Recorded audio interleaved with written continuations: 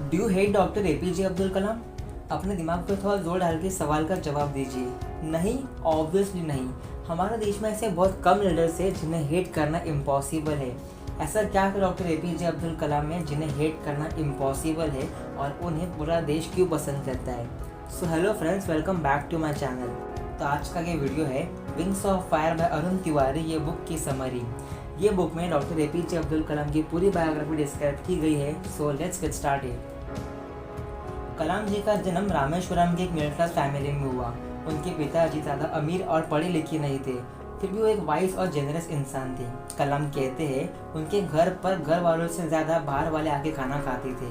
कलाम sir के पिताजी के एक बहुत ही क्लोज फ्रेंड थे, पक्षी लक्ष्मणा। वो रामेश्वरम मंदिर के पंडित थे। उन दोनों को साथ देख के कलाम सर ने बचपन से लोगों को जाति धर्म के नाम पे अलग समझना बंद कर दिया था। वो सभी को एक समझते थे। कलाम सर के पिताजी सुबह 4 बजे उठते थे अपना काम कंप्लीट करने के लिए, जिसे कलाम सर भी बड़े होकर अपने साइंस की दुनिया में फॉलो करते थे। बचपन में कलाम सर के एक अच्छे दोस्त थे, अहमद जलालुद्दीन, जो हमेशा कलाम सर को एनकरेज करते थे कि वो पढ़ लिख के कुछ बड़ा करें। वो हमेशा कलाम सर को पढ़े लिखे लोगों के बारे में, साइंटिफिक डिस्कवरीज के बारे में बताते थे। वो उन्हें हमेशा पॉजिटिव रहने के बारे में बताते थे।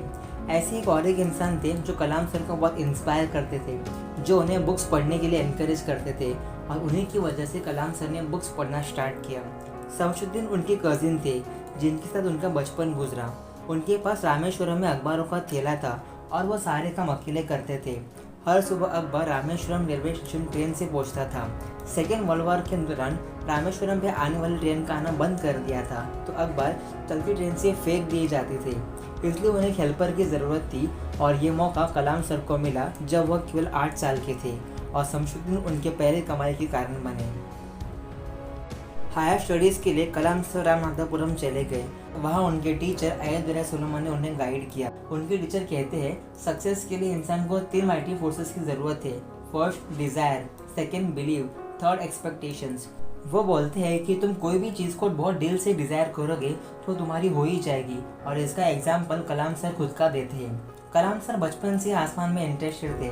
बर्ड्स कैसे उड़ते हैं, ऊपर क्या क्या चीज़ें होती है, उन्होंने सोच रखा था कि वो एक दिन पक्का आसमान में उड़ेंगे। 1950 में कलाम सर ने बीएससी से ग्रेजुएट किया। तभी उन्हें समझ आ गया था कि फिजिक्स उनका सब्जेक्ट नहीं है। उनके ड्रीम्स को पूरा करने के लिए उन्हें इंजीनियरिंग करनी चाहिए। फिर उन्होंने MIT यानी मद्रास इंस्टीट्यूट ऑफ टेक्नोलॉजी में एडमिशन लिया। एडमिशन की फ़ीस बहुत ज़्यादा थी, तभी उनकी बहन जोरा ने अपने ज्वेलरी बेच के उनका एडमिशन कर दिया, क्योंकि उन्हें कलाम सर पे विश्वास था। MIT में स्टडीज़ कंप्लीट करने के बाद कलाम सर ने Hindustan aeronautical limited as a training काम करने के ट्रेनिंग इंजीनियरिंग काम करने के बाद उनके पास 2 अपॉर्चुनिटीज़ थी। First air force, second ministry of defence में directorate of technical department and production के लिए। उन्होंने दोनों के लिए अप्लाई किया, दोनों जगह इंटरव्यू दिया। एयरफोर्स में 25 लोगों में से सिर्फ 8 लोगों को सिलेक्ट किया गया और कलाम सर आए 9th प्लेस पर, और उन्हें वहाँ से रिजेक्ट किया गया, और यही था उनका फेलियर। लेकिन ये फेलियर भारत की सक्सेस के लिए बहुत ज़रूरी था। अगर वो फेल नहीं होते तो भारत को the missile man of India नहीं मिलता। उसके बाद वो मिनिस्ट्री ऑफ डिफेंस में सिलेक्ट हुए as a senior scientist assistant, salary ₹250 per month. कुछ साल बाद उनका ट्रांसफ़र बैंगलोर के ADE एरोनॉटिकल डेवलपमेंट एस्टैब्लिशमेंट में एज ए डायरेक्टर हुआ। वहाँ पर उन्हें होवर का प्रोजेक्ट बनाने का काम मिला। वो उनके लिए एक बहुत बड़ा चैलेंज था, क्योंकि वहाँ किसी के पास एक्सपीरियंस नहीं था। कलाम सर ने 1 साल तक प्रोजेक्ट पे वर्क किया और उस प्रोजेक्ट का नाम नंदी रखा गया, बट कुछ रीजंस की वजह से उस प्रोजेक्ट को रद्द किया गया। अब कलाम सर बहुत निराश हो गए, क्योंकि उन्हें लगा कि उनकी मेहनत वेस्ट हो गई। बट उनकी इस ब्रिलियंट आइडिया की वजह से उन्हें Indian community of space research ISRO से कॉल आया एक रॉकेट इंजीनियर बनने के लिए। उनका इंटरव्यू डॉक्टर विक्रम साराभाई ने लिया। कलाम सर डॉक्टर विक्रम साराभाई से इंस्पायर्ड हुए और वहाँ एज रॉकेट इंजीनियर सिलेक्ट हुए। ईयर 1962 तुम्बा में एक रॉकेट स्टेशन बनाया गया और रॉकेट लॉन्चिंग की ट्रेनिंग के लिए कलाम सर को नासा भेज दिया गया। नासा से लौटने के बाद हिंदुस्तान का पहला रॉकेट लॉन्च हुआ 21 नवंबर 1963, नाइकी अपाचे। नाइकी अपाचे के सक्सेस के बाद डॉक्टर विक्रम साराभाई ने कलाम सर को अपने ड्रीम प्रोजेक्ट के बारे में बताया। उनका ड्रीम प्रोजेक्ट था Indian satellite launch vehicle SLV। फिर उसके बाद सुबह में 2 रॉकेट लॉन्च हो गए। नेक्स्ट डे साराभाई ने दिल्ली बुलाया। साराभाई ने उन्हें रैल्टो तैयार करने का प्लान बताया। Rocket assisted take off system, military aircraft जो रॉकेट की मदद से उड़ाए जा सके। कलाम सर को इस प्रोजेक्ट का हेड बनाया और इससे अपने देश में 10 साल का स्पेस रिसर्च प्रोग्राम तैयार किया गया, जिसके प्लान डॉक्टर विक्रम साराभाई और उसी के साथ ही मिनिस्ट्री ऑफ डिफेंस में मिसाइल पैनल बनने का तैयार किया गया। 25 दिसंबर 1971 को विक्रम साराभाई की डेथ हो गई। कलाम सर बहुत उदास हो गए क्योंकि वो उनके फ्रेंड, मेंटर और सीनियर थे। फिर ISRO की जिम्मेदारी सतीश धवन सर को दी गई।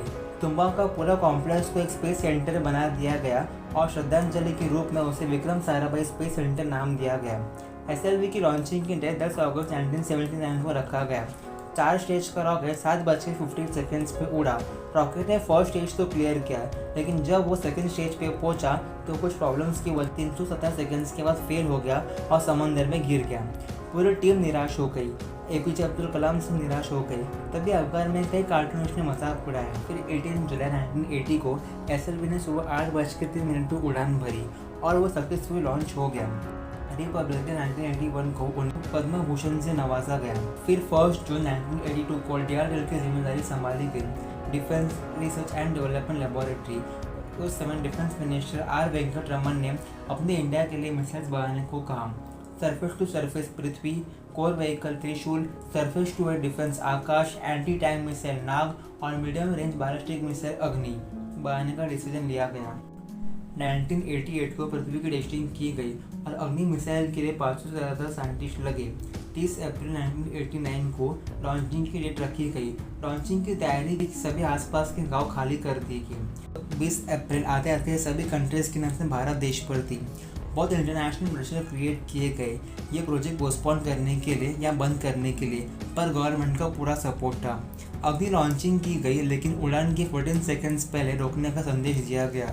पार्ट में कुछ खराबी थी, लेकिन उसे वही ठीक कर दिया गया, पर डाउन रेंज स्टेशन से उसे रोक देने का आदेश मिला और अग्नि को पोस्टपोन किया। अब न्यूज़पेपर और मीडिया वालों को मजाक उड़ाने का मौका मिल गया। कई कार्टूनिस्ट ने मजाक उड़ाए। एक ने तो ये बताया कि सब कुछ ठीक था, बस स्विच चालू नहीं किया। फिर भी अग्नि पर 10 दिन तक काम चला। फिर उड़ान के 10 सेकंड्स पहले रोकने का आदेश मिला और फिर न्यूज़पेपर और कार्टूनिस्ट ने मजाक उड़ाया। अमन बल्टर ने मजाक उड़ाया और कहा अग्नि को उड़ाने के लिए हमारे बल्टर की ज़रूरत है। सबने जम के क्रिटिसाइज किया। पूरी टीम निराश हो गई। Doctor APJ Abdul Kalam sir निराश हो गए, पर किसी ने हार नहीं मानी। अग्नि पे काम चलता रहा और कई फेलियर्स के बाद अग्नि ने उड़ान भरी। 5 साल की मेहनत के बाद अग्नि सक्सेसफुल लॉन्च हो गया। इसी तरह हमारा भारत देश उन कंट्री में शामिल हुआ जिनके पास ऐसे पावर्स और टेक्नोलॉजी थे। अग्नि की ये सक्सेस कलाम सर ने 1 लाख पेड़ लगा के सेलिब्रेट किए और आज ये मिसाइल भारत देश को प्रोटेक्ट करते हैं। Kalam sir a hero, a icon, a legend. गरीब से स्टार्ट करके मल्टीपल फेलियर से लड़के सिस्टम को बदलने की चाह रखने वाले, हर वक्त पॉजिटिव रहने वाले हमारे Kalam sir. Then yes, it is impossible to hate Mr Kalam. अगर आप भी मेरी तरह इस रॉकस्टार के फ़ैन हैं तो इस वीडियो को ज़रूर शेयर कीजिए, क्योंकि ये बुक हमें बहुत कुछ सिखा देती है।